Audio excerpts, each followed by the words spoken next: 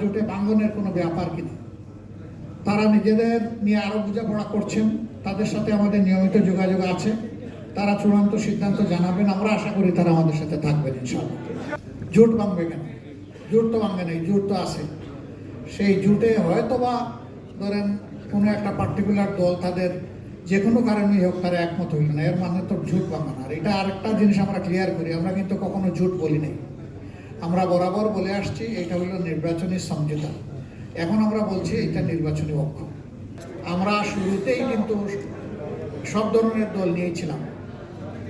জাকপা ইসলামী দল না তো, বিডিপি ইসলামী দল না তো, তারা তো শুরু থেকেই ছিলেন। আমরা মূল থেকে যেভাবে ছিলাম, জাস্ট এটার এক্সটেনশন হয়েছে, এর বেশি কিছু হয়নি। জানতে চাই আপনার কাছে যে আপনারা যে ইনক্লুসিভ একটা নির্বাচন ঐক্য করেছেন, সেটির মিশন এবং ভিশন কি হবে? এটা কি শরিয়ার যে একটা ব্যাপার আছে সেটি কি এখানে মূল পয়েন্ট হিসেবে থাকবে, না অন্যান্য কোনো পয়েন্ট থাকবে?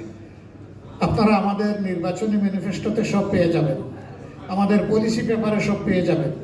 এটা বিস্তারিত বিষয়, এখানে এটার মানে সবিস্তারে বলা সম্ভব নয়। পেয়ে যাবেন, একটু ধৈর্য ধরেন, খুব সহসাই পেয়ে যাবেন।